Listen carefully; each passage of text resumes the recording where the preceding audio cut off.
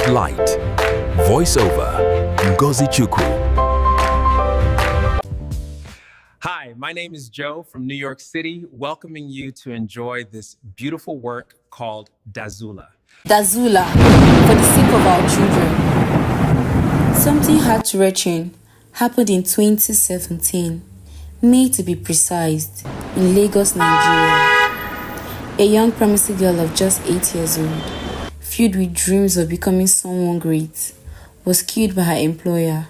Mark that word, employer. An 8-year-old being employed, she had been hired as a house help. That little girl, Miracle Edogo, was allegedly beaten to death by her employer, a businesswoman, accused of subjecting her to severe physical abuse until her body could take no more. This is just one of many tragedies that stain our nation. Stories of children, our supposed future leaders, being crushed by the very hands meant to protect them. Have you ever cried, truly cried, not from heartbreak, not from death of a loved one, not from a failed dream, but from watching a wound that won't stop bleeding before your eyes, a wound you are powerless to heal? If you haven't, then come closer, hold your heart steady as we walk through together this storm of emotions. Every time I see a child on their way to school, innocent, cheerful, swinging a backpack almost too big for their body, I feel a tightening in my chest. A quiet fear creeps in. Would they make it home safe? Would they grow up in peace? Or would the world swallow them too soon? Because deep down, we know how easily they could fall prey to kidnappers, to abuse, to homes broken by constant fighting, to the unending shadow of insecurity, or to the silent horror of sexual violence. These thoughts come rushing in like blood from an open wound, and the tears follow. Have you ever seen a child walking on a bustling, dangerous road, barefoot, weary, yet determined to survive? Have you watched them weave between rolling vehicles, unaware of how close death looks?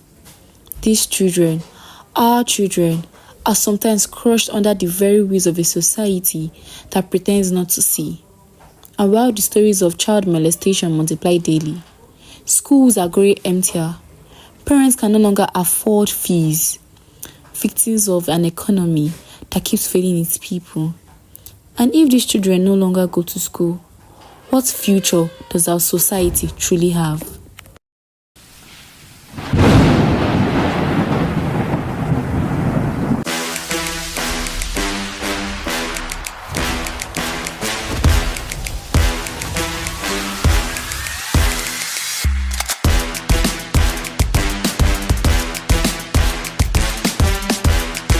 There was once a story about boys playing football in a dusty field somewhere in this country. A man on a motorcycle stopped, handed one of them a wrapped gift, and said, "Take this to your father." The boy ran off, smiling. The gift exploded before he reached home. In seconds, laughter turned to silence. Futures vanished. How do we live with these? How do we explain that men who used to be fun men have turned into gunmen, destroying lives, children included? How do we protect our children when the world itself has become a battlefield? Can we build a planet just for them? One without predators, without pain? The questions come with no answers, and still the tears flow. I think one of the greatest reasons why God placed children in this world is for adults to be mindful of what they do in the presence of children. Sadly, a good number of adults don't even know children exist. let alone being mindful of what they do in the presence of children. Because how can you explain that a man and a woman are raining abuses on each other in front of their children? I think it was Nelson Mandela who once said, history will judge us by the difference we make in the lives of children. Children are the mirror of the actions of adults, and I really wish adults could understand this, because if they could, our world would intentionally be great. The new law title, For the Sake of Our Children, should be passed into law.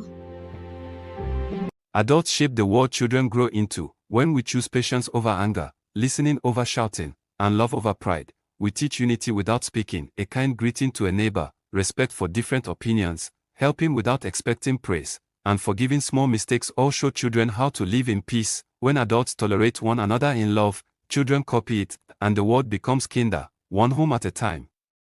This is Dazula. Enjoy.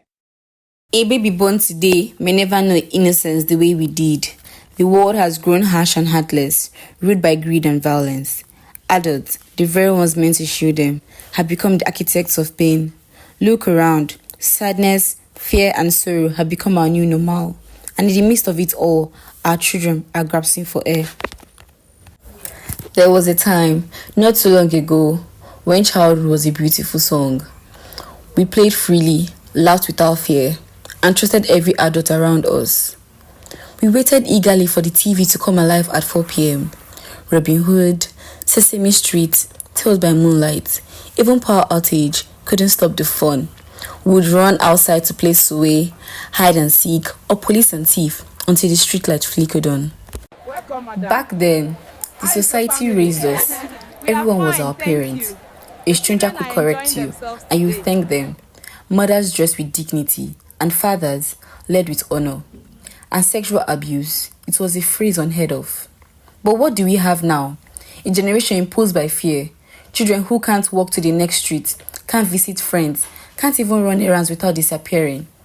A mother once sent her 12-year-old daughter to withdraw money from an ATM near their home, and to this day, that child is still missing. Have you ever cried? Then cry for these children. All they want is what we once had. Peace, laughter, freedom.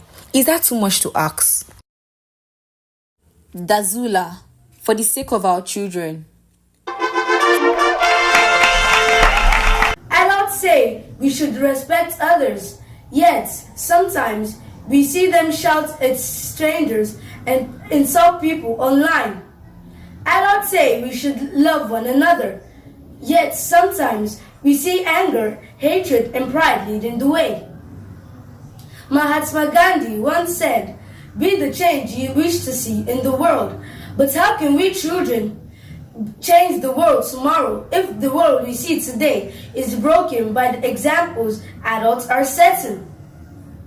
Adults must live the kind of life they want their children to live. We need you to be kind so we can learn kindness. We need you to speak the truth so we can learn honesty. We need you to love one another so we can grow up in peace. So, please, live right for the sake of the children, which should be the society's new anthem. This budget is completely unacceptable. We are talking about the future of our children. You are grandstanding. We need a realistic solution right now. What do we do now? We've prayed, we've arrested, we've held conferences, yet the road deepens. Maybe the answer is simpler. We need a new consciousness, a movement of the heart. Let's call it the Heart Campaign. Let's fill every home, school, office, and streets with one unshakable message for the sake of our children. For the sake of our children, the future is bright, the time is now, for the sake of our children.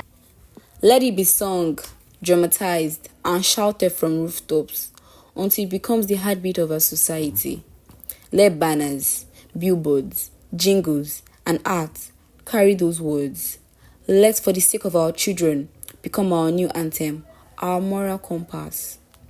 Imagine a man about to hit his wife, but he stops because those words echo in his mind. For the sake of our children. Imagine a celebrity rejecting an indecent script, a woman choosing modesty, a politician refusing corruption, all because they remember that the children are watching. Years ago, I used to tie a handkerchief around my wrist. One day, a people walked into my class with hers, tied the same way. That day, I stopped. Children imitate the things we do. One small act from us can become a lifelong habit for them. If everyone begins to live with, for the sake of our children's consciousness, a new world will emerge. Smart parents know that a mind is a transformed life, but what causes this transformation is not eating Christmas rice and chicken. This season, we're offering you 5 of Coach Bernard Hop books for a giveaway price of just 5,000 Naira instead of 15,000 Naira. Guys, get 5 of Coach Bernard's hot books, usually 15,000 Naira, now just 5,000. Why not send a DM today to take advantage of this amazing offer? Remember, knowledge is the key to transformation.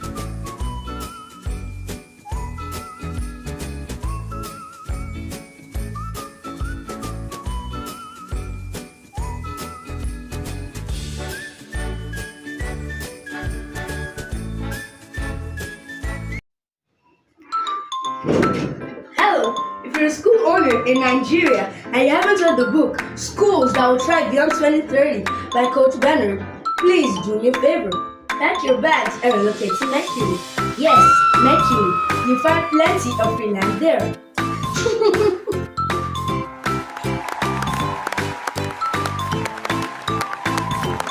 Okay, I'm joking. But on a serious note, if you're really passionate about building a school that will still stand tall when others fade away, this book is a survival manual.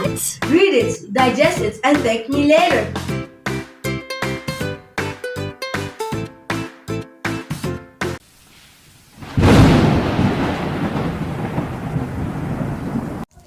Parents will stop fighting before their children. Women will teach decency through example. Adults who are not ready to become parents will be careful not to engage in activities that will bring forth children into the world. Governments will protect, not neglect. Children will learn love, not fear. Parents would always be mindful of the things they do in front of their children, especially by taking their fighting and quarreling lessons to their private room.